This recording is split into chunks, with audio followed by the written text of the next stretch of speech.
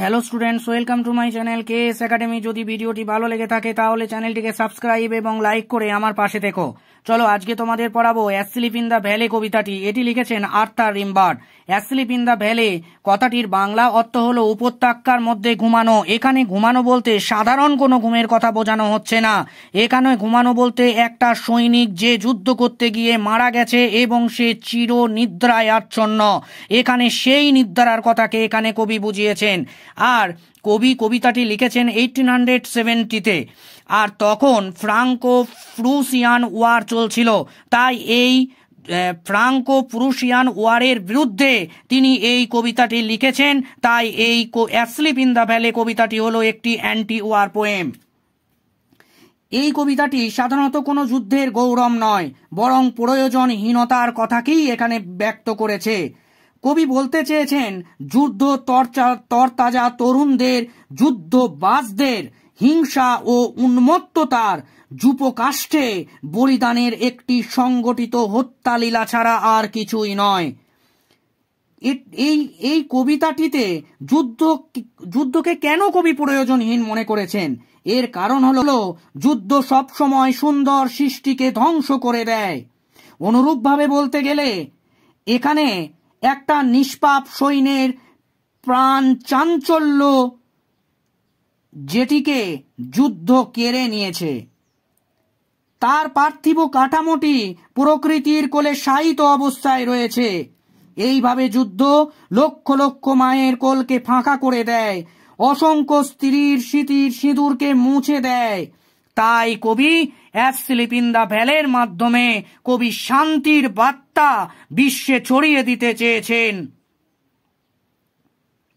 চলো টেক্সটে চলে এসো। এ স্মল গ্রিন ভ্যালে, একটা ছোট্ট সবুজ উপত্যকা হয়, আর যেখানে এ স্লো স্ট্রিম ফ্লোস, একটা ধীর গতিতে নদী প্রবাহিত হচ্ছে। অর্থাৎ কবি এখানে একটা সবুজ উপত্যকার কথা বলছেন যেটি ছোট্ট, আর সেই উপত্যকার মধ্য দিয়ে একটা নদী ধীর গতিতে তার মাধুর্যতা দিয়ে প্রবাহিত হয়ে চলেছে। And leaves long strands of silver on the bright grass, এবং পাতাগুলি উজ্জ্বল ঘাসে ঢেউ খেলানো অবস্থার ওপর রূপালী রঙের দেখাচ্ছে। অর্থাৎ এখানে কবি পাতাগুলোর কথা বলছেন, যে পাতাগুলি হয়তো গাছ থেকে ঝরে পড়েছে এবং সেই ঝরা পাতাগুলি উজ্জ্বল ঘাসের ওপর পড়ে রয়েছে, সেইগুলোকে রূপালী রঙের দেখাচ্ছে।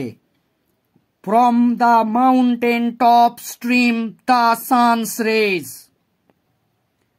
পর্বতের চূড়া থেকে সূর্যরশ্মি নেমে আসছে। অর্থাৎ কবি বলতে চাইছেন পর্বতের চূড়া থেকে সূর্যরশ্মি নেমে আসছে। অর্থাৎ এই কথার মাধ্যমে কবি বলতে চাইছেন সূর্য যখন উদিত হয় তখন উপত্যকাটিকে তার আলোয় ভরিয়ে দেয়, এবং সূর্য যত পাহাড়ের গা বেয়ে ওপরে ওঠে তত সূর্যের আলো গোটা পাহাড়টিকে আলোকিত করে দেয়। দে ফিল দ্য হলো ফুল অফ লাইট, এগুলি পরিপূর্ণ করে দেয় উপত্যকাটিকে আলো দ্বারা। অর্থাৎ কবি এখানে বলতে চাইছেন যে সূর্যের আলো দ্বারা গোটা উপত্যকাটি পরিপূর্ণ হয়ে যায়। এ সোলজার, একজন সৈনিক, ভেরি ইয়ং, অত্যন্ত যুবক, লাইজ ওপেন মাউথ, হাঁ করে শুয়ে রয়েছেন। অর্থাৎ হাঁ করে মানুষ দুটো টাইম শুতে পারে। একটা হচ্ছে ঘুমোবার সময়, আর একবার যখন সে মারা যায়, অর্থাৎ সে চির নিদ্রায় যায়, তখনও সে কিন্তু হাঁ করে শুতে পারে।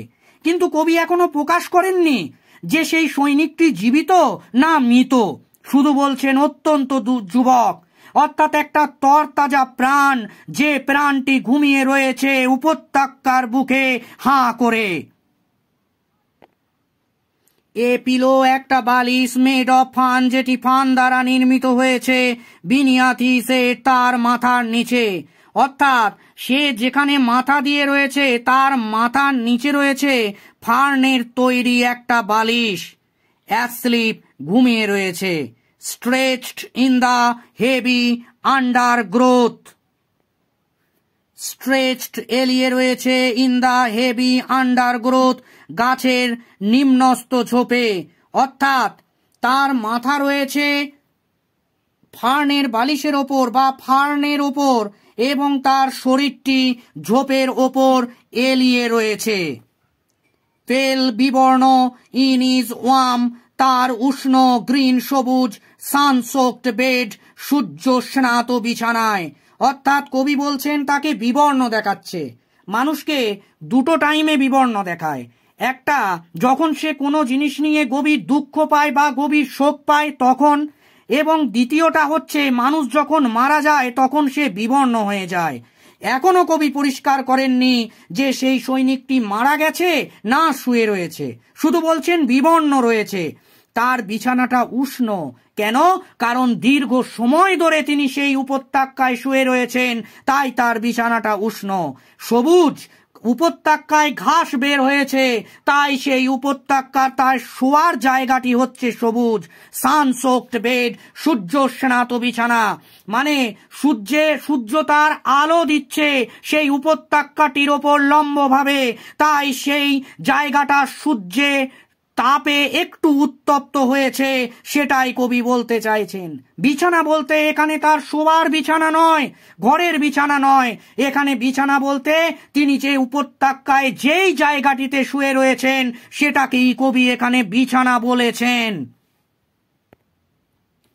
হিজ ফিট, তার পাগুলি অ্যামং দ্য ফ্লাওয়ার্স, ফুলের মধ্যে, অর্থাৎ ওই যে সৈনিকটা শুয়ে রয়েছে তার যেখানে পাগুলো রয়েছে সেই পাগুলো ফুলের মধ্যে রয়েছে।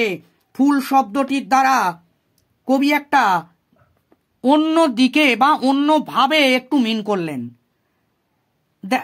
এখনো কবি প্রকাশ করেননি যে সৈনিকটা মৃত না জীবন্ত, কিন্তু এটা ঠিক যখন কোনো মানুষ মারা যায় সেই মানুষটাকে ফুল দিয়ে শ্রদ্ধা জানানো হয়, আর এখানে প্রকৃতির কোলে সেই সৈনিকটি পড়ে রয়েছে, তাই প্রকৃতি যেন সেই সৈনিকটিকে শ্রদ্ধা জানাচ্ছে ফুল দিয়ে।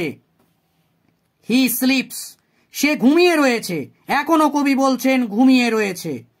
হিজ স্মাইল, তার হাসি, ইজ লাইক অ্যান ইনফ্যান্টস, একটা নিষ্পাপ শিশুর মতো, অর্থাৎ একটা শিশু বা একটা বাচ্চা ছেলে যখন হাসে তার মধ্যে কোনো হিংসা থাকে না, তার মধ্যে কোনো অহংকার থাকে না, সেই হাসি হয় নিষ্পাপ।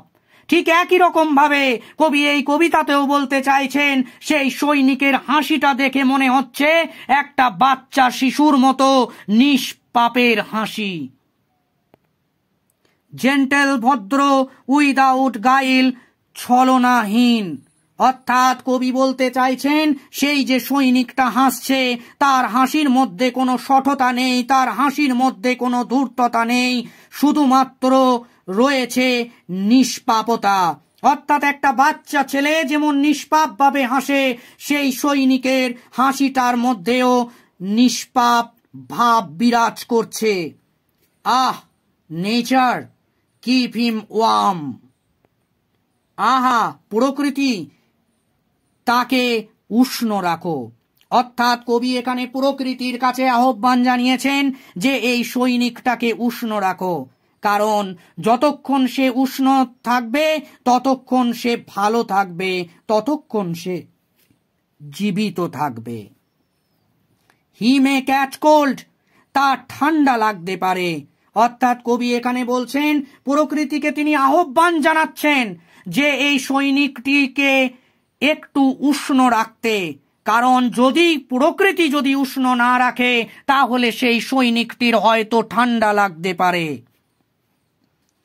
দ্য হামিং ইনসেক্টস, গুঞ্জনরত কীট পতঙ্গগুলি, ডোন্ট ডিস্টার্ব হিজ রেস্ট, তার বিশ্রামকে বিরক্ত করবে না। অর্থাৎ কবি এখানে একটু স্পষ্ট করে দিলেন যে সেই যে সৈনিকটা শুয়ে রয়েছে সেই সৈনিকটি আসলে মৃত। একটু হিন্টস দিয়ে দিলেন এই লাইনটির দ্বারা। কেন? এখানে গুঞ্জনরত যে কীট পতঙ্গগুলো রয়েছে তাকে বিরক্ত করবে না। যদি কোনো সাধারণ মানুষ জীবিত অবস্থায় বা কোনো যার জীবন আছে এমন সৈনিক যদি শোয় এবং যদি কীট পতঙ্গগুলি সেখানে যায়, তাহলে কিন্তু সেই জীবিত সৈনিকটি জেগে উঠবে এবং সেই কীট পতঙ্গগুলো থেকে বাঁচার চেষ্টা করবে। কিন্তু কবি এখানে বলছেন সেই যে কীট পতঙ্গগুলো রয়েছে গুঞ্জনরত, তারা বিশ্রামের ব্যাঘাত ঘটাবে না। কেন? কারণ সে চির নিদ্রায় রয়েছে, তাই তাকে ব্যাঘাত ঘটাবে না। হি স্লিপস ইন সানলাইট, সে ঘুমিয়ে রয়েছে সূর্যের আলোর মধ্যে। ওয়ান হ্যান্ড, একটা হাত, অন হিজ ব্রেস্ট, তার বুকের ওপরে। অর্থাৎ কবি এখানে বলছেন সূর্যের আলোতে সেই সৈনিকটা ঘুমিয়ে রয়েছে। এখানে হি শব্দের দ্বারা এখানে সোলজারকে বোঝানো হচ্ছে। সূর্যের আলোতে তিনি ঘুমিয়ে রয়েছেন এবং একটা হাত তার বুকের ওপরে রয়েছে। অ্যাট পিস, শান্তিতে। অর্থাৎ সেই যে সৈনিকটা, সেই সৈনিকটা শান্তিতে ঘুমিয়ে রয়েছে, তার শান্তিকে কেউ বিঘ্ন ঘটাবে না এবং ঘটাতে পারবেও না। In his side there are 2 red holes, তার দেহের পাশের মধ্যে রয়েছে 2টি লাল গর্ত। অর্থাৎ কবি শেষ লাইনে বলে দিলেন, বুঝিয়ে দিলেন যে সৈনিকটি শুয়ে রয়েছে সেই সৈনিকটি আসলে মৃত এই 2 red holes শব্দের দ্বারা। 2টো লাল গর্ত কিসের গর্ত? এখানে বুলেটের গর্ত, অর্থাৎ গুলির গর্ত। যে সৈনিকটি যুদ্ধে অংশগ্রহণ করেছিল সেই সৈনিকটি মৃত, তাকে মেরে দেওয়া হয়েছে গুলি করে, সেটাই কবি এখানে বলতে চাইছেন। এতক্ষণ ধরে যে তা হামিং ইনসেক্টস এর কথা বললেন, তারা বিরক্ত করবে না সেই সৈনিকটির বিশ্রামকে, এর কারণ সৈনিকটি মৃত। আর লাল, লাল শব্দ খারাপ কিছুর ইঙ্গিত দেয়। এখানেও সেই লাল শব্দটা ইঙ্গিত দিচ্ছে যে সৈনিকটি মারা গেছে। অর্থাৎ কবি এই অ্যাসলিপ ইন দ্য ভ্যালে কবিতাটির মাধ্যমে বুঝিয়ে দিয়েছেন বাস্তবিকভাবে যুদ্ধ আমাদের কখনো শান্তি দান করতে পারে না। আমাদের প্রকৃতির মধ্যে যে সুন্দর জিনিসগুলো রয়েছে এবং মানুষ যেগুলো সুন্দর জিনিস তৈরি করেছে প্রকৃতির মধ্যে, সেই জিনিসগুলিকে ধ্বংস করে দেয় যুদ্ধ, মানুষের জীবনকে বিপন্ন করে দেয় যুদ্ধ। তাই এই যুদ্ধের বিরুদ্ধে কবি অ্যাসলিপ ইন দ্য ভ্যালে কবিতাটি লিখেছেন। স্টুডেন্টস, তোমরা অ্যাসলিপ ইন দ্য ভ্যালে কবিতাটির শব্দার্থগুলো একটু দেখে নিও। আর তোমাদের কাছে আমার অনুরোধ রইল যে আমার চ্যানেলটি নতুন, তাই আমার দ্বারা যদি কোনো ভুল বা ত্রুটি হয়ে থাকে তাহলে আমায় মার্জনা করো। আর দেখো এখানে লিখে দিয়েছি, the poem was originally written in France and its France title is Le Dormeur du Val. অর্থাৎ এই যে কবিতাটি অ্যাসলিপ ইন দ্য ভ্যালে, এটা হলো ইংরেজি অনুবাদ। এই কবিতাটি প্রথম লেখা হয়েছিল ফ্রান্স ভাষায়, যেটি টাইটেল ছিল লি ডরমিওর ডু ভ্যাল। অর্থাৎ অ্যাসলিপ ইন দ্য ভ্যালে হলো এই ফ্রান্স কবিতাটির ইংরেজি অনুবাদ।